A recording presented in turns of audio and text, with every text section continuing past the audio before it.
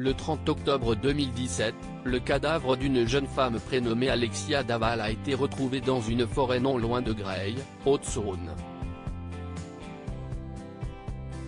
Elle avait disparu 3 jours plus tôt.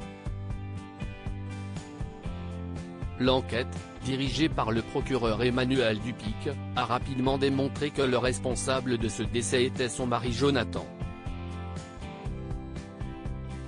Placé en garde à vue, celui qui avait fondu en larmes lors de la marche blanche organisée en la mémoire de sa compagne avait expliqué avoir tué sa femme accidentellement, avant de se rétracter et d'accuser son beau-frère dans un contexte de complot familial.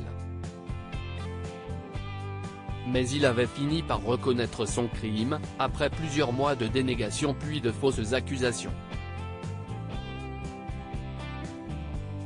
Il avait notamment reconnu avoir tenté d'incendier le corps de son épouse.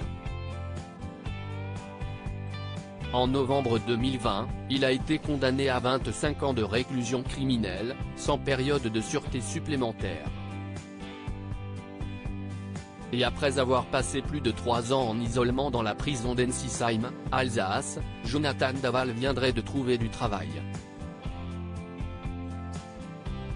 Si est-il ce qu'a du moins révélé sa mère Martine Henry tout récemment à Gala. Il a un boulot, il est content, il fait des bobines de rouleau électrique, des rallonges. Il travaille de 7h à 11h30 et de 13h30 à 16h30, sur une chaîne. Bon, ce n'est pas très intéressant, mais il a un boulot, il est content.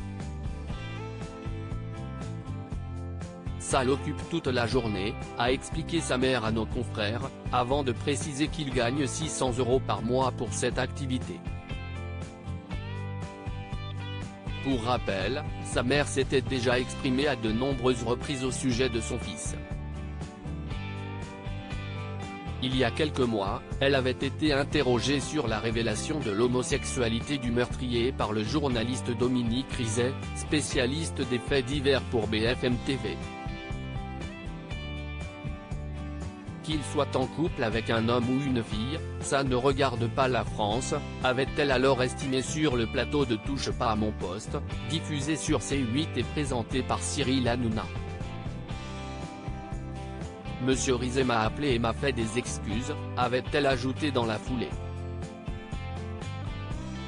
Martine Henry s'était rendue dans plusieurs émissions télé lors de la sortie de son livre Moi, maman de Jonathan paru en novembre 2022.